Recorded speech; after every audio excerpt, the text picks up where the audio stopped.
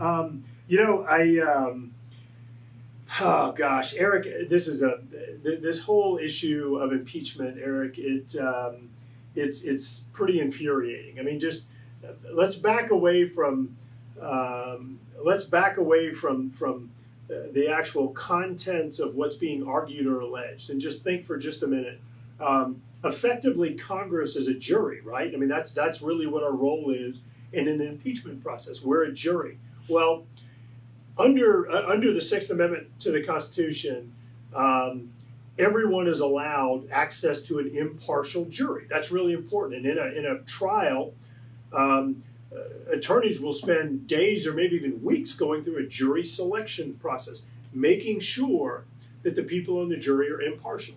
Um, Eric, you've had members of Congress that have been out there for over 2 years, saying you need to impeach this guy. I mean, so how in the world is this an impartial jury? I mean, this whole process. I mean, think about it again as a trial. This is effectively it's like a trial. You're not even allowing the defense to bring witnesses. I mean, this whole thing, this whole process, it's not an appropriate process. And regardless of what you think about guilt or innocence, this whole process it's an illegitimate process. It just is. The whole thing, the whole process needs to be thrown out. I just think it's a fake process. And look, maybe I am all for rule of law. I am all for enforcing the law, but you can't have an illegitimate process like this and pretend as though it's unbiased. It's not prejudiced, because this whole thing, it's really, I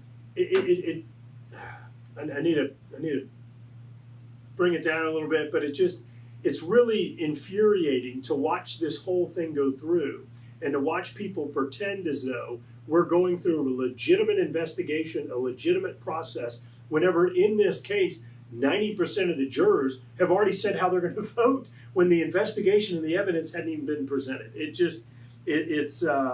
It's really frustrating to watch this whole thing go through. So I'll just say that. So I'll say again, it is important, and I know a lot of people, when you start talking impeachment, people say, well, you know what, I didn't like the president to begin with, or I loved him to begin with, and that has the potential to bias or prejudice people's opinion about impeachment. But I can't say this enough. We've got to look at this like a trial, and I encourage everybody. Think about this. Instead of putting President Trump there, put President Obama there. How would you feel? Would it be differently? This is a trial. It needs to be fair and impartial. I think that Congressman Schiff has been anything but. I think that he has been seeking impeachment. I think he's been misleading the American people, as we saw with the Mueller report and his evidence that he claimed he had. We are never going to get a legitimate answer with an illegitimate process, which is exactly what this is. And I think anybody who is for the rule of law would throw out this fake, just distorted, perverted process that is oozing with bias and prejudice. I mean, this is the most tainted jury pool in America. And if anybody thinks that the president or anyone would get a fair shake under this scenario, being there, seeing it, they won't. This is really a flawed process, and I just think it's really unfortunate. And Eric, something that really bothers me. Think about how much this is ripping the country further apart. There's an election in a year. Let the voters decide. Certainly, look, I'll say it again. I believe in rule of law. We need to enforce rule of law, but this process isn't going to yield anything that is fair or appropriate. It's just not. Kay, what's your position on the impeachment of the president? Remember, well, thank you. And Kay, I've gone through that a good bit. I think that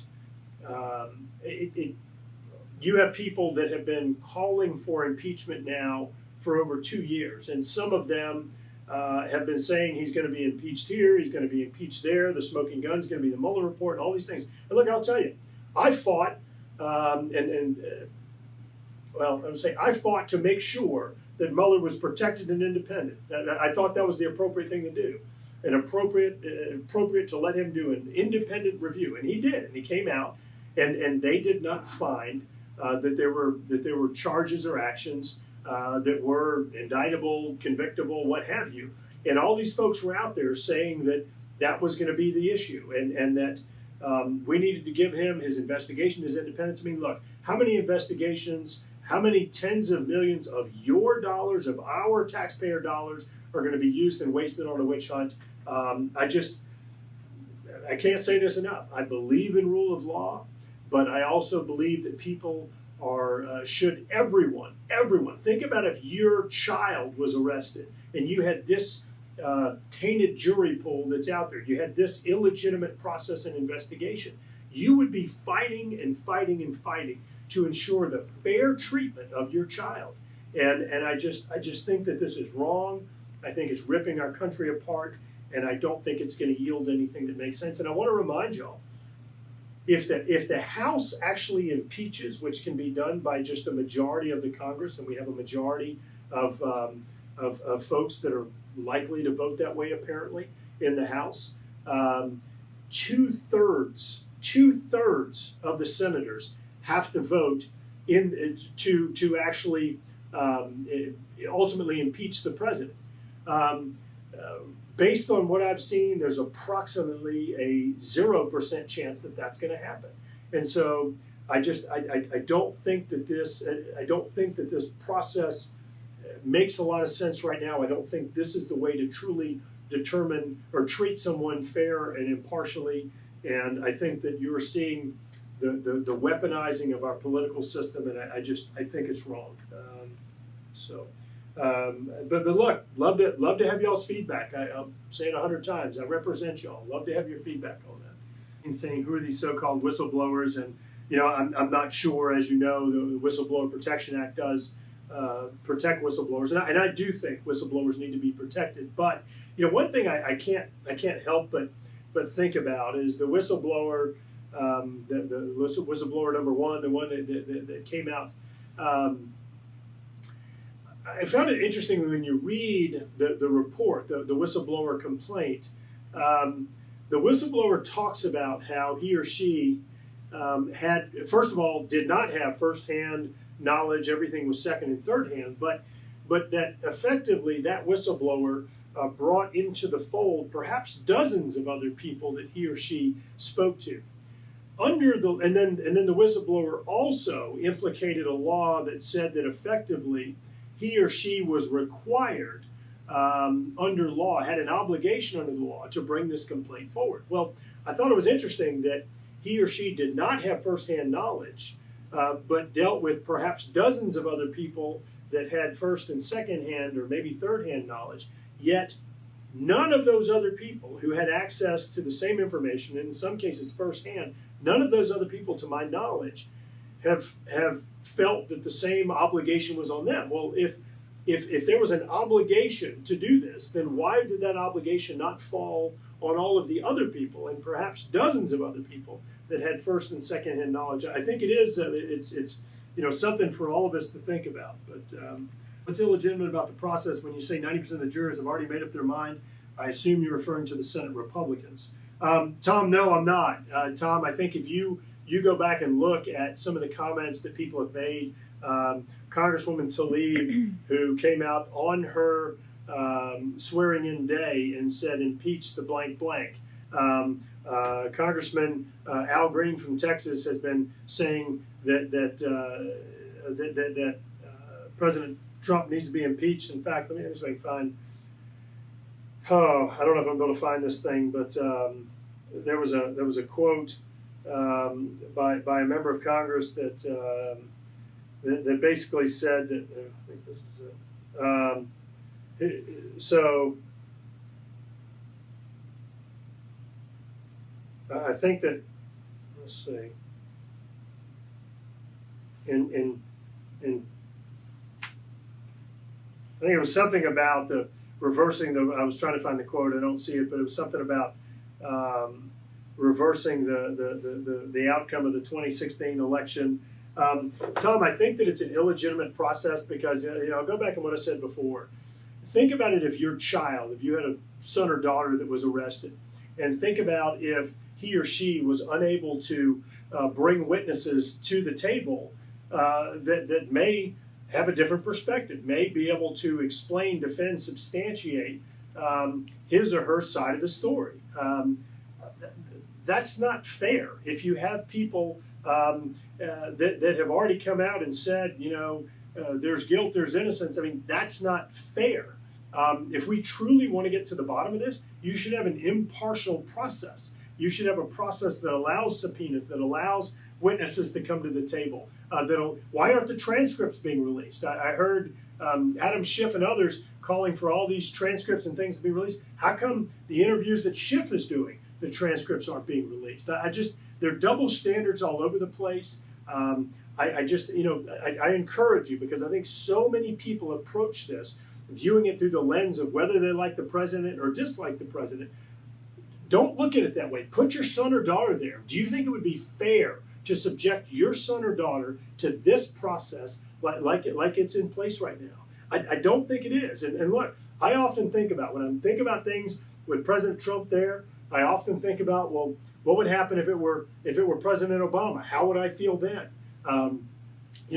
I asked for a special counsel whenever Loretta Lynch and Bill Clinton got on the plane and had a discussion, because I didn't think it was appropriate that the Attorney General, who was involved in this discussion, potentially affecting Hillary Clinton email service presidential election, I didn't think it was appropriate to have Loretta Lynch effectively investigating herself. So I called for a special counsel. They refused. They rejected it. Yet I also, trying to be consistent, I worked to ensure that Robert Mueller was independent, didn't have political intervention by the Congress. And so I tried to be fair. I tried to think about it. If it was an Obama, if it was Trump, and I just encourage everybody to do that. Let's help to take our lenses off and just look at this under a fairness process. And I don't think it is. If my son or daughters were in this, I would absolutely object. I absolutely would fight this process and say this is unfair and that it's a biased process. You're correct. The Senate is not.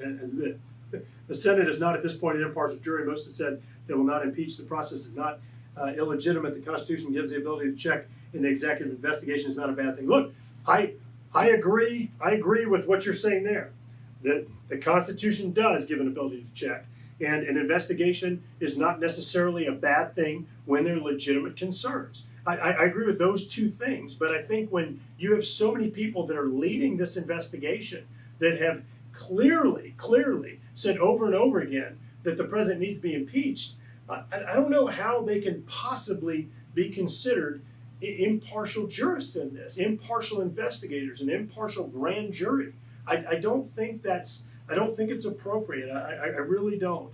But I did go through and explain, I think, the role of the House versus the Senate.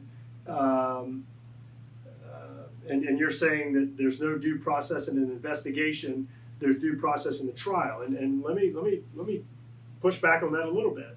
I mean, think about it. If if your son or daughter was under an investigation, and if you had some corrupt cop or corrupt investigator who was there, who had an axe to grind, and was sitting there manufacturing evidence and just biased from the beginning and said, you know what, I know she's guilty and I'm going to find the evidence and make it happen. Well, you would be bothered by that appropriately.